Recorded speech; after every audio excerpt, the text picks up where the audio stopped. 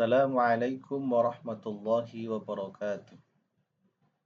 Alhamdulillah, alhamdulillahi rabbil alamin, wa bihi nasta'inu ala umuri dunya waddin, wassalatu wassalamu ala asrafil anbiya'i wal mursalin, sayyidina wa maulana Muhammadin, wa ala alihi wa sahbihi ajma'in. Amma ba'd. Yang saya hormati dosen pengampu mata kuliah Usul Tarbiyah Bapak Malik Sofi, yang kami hormati sahabat-sahabat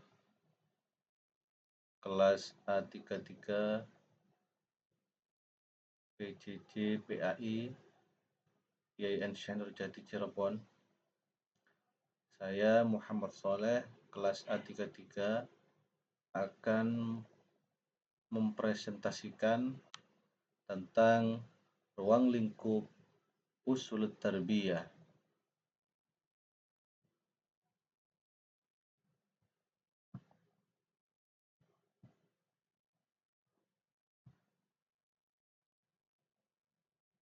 Usul Tarbiyah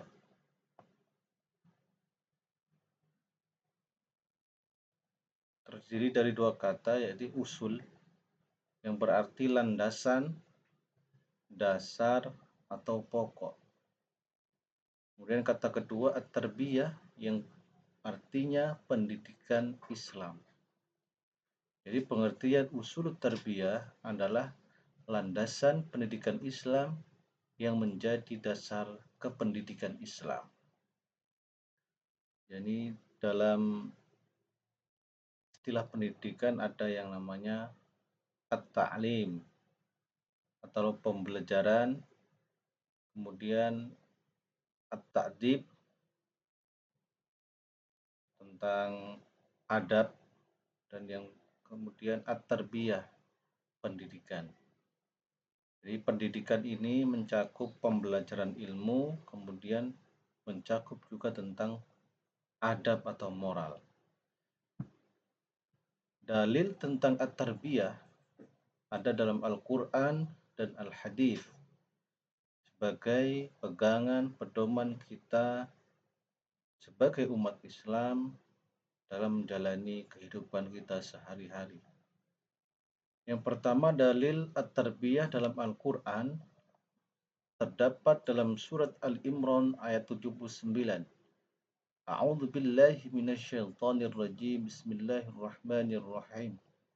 Ma kana li basharin ay yu'tiyahu Allahul kitaba wal hukma wan nubuwata thumma yaqulu lin-nasi kunu 'ibadan li min dunillahi walakin kunu rabbaniyya bima kuntum tu'allimuna al-kitaba wa bima kuntum tadrusun. Yang artinya, tidak mungkin bagi seseorang yang telah diberi kitab oleh Allah serta hikmah dan kenabian, kemudian dia berkata kepada manusia, jadilah kamu penyembahku, bukan penyembah Allah.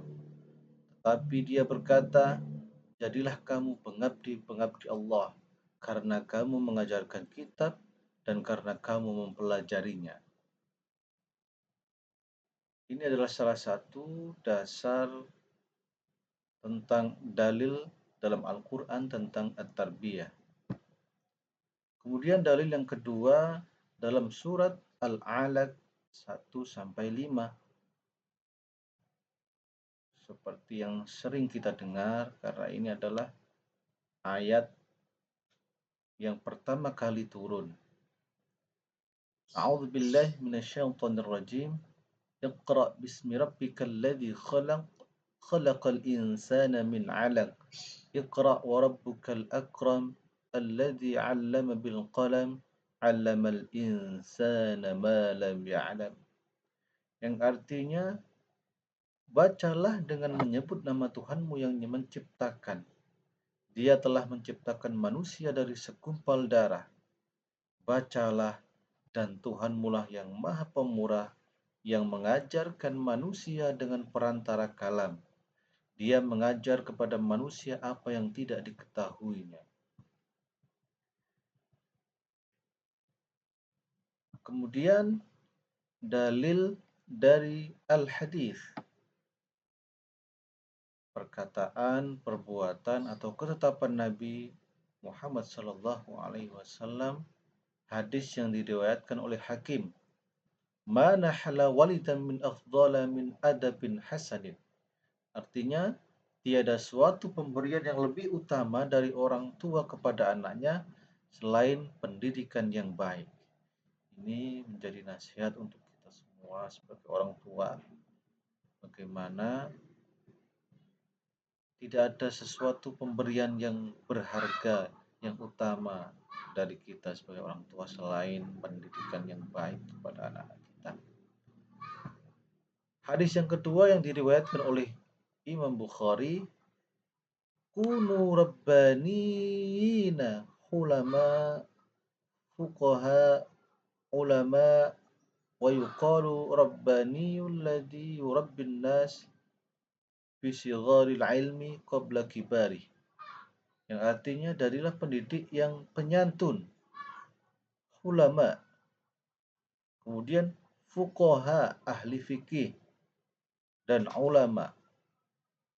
Disebut pendidik apabila seseorang mendidik manusia dengan memberikan ilmu sedikit-sedikit yang lama-lama menjadi banyak.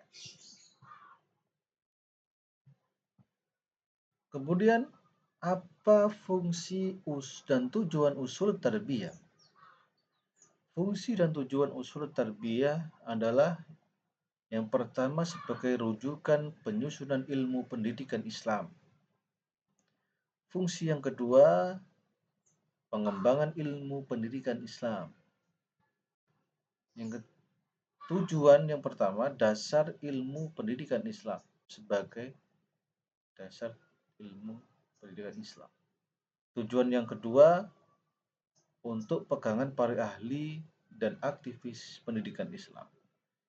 Jadi, landasan, dasar atau pokok dalam pendidikan Islam atau usul tarbiyah ini menjadi rujukan, pengembangan, dasar, dan pegangan para ahli dan aktivis pendidikan Islam.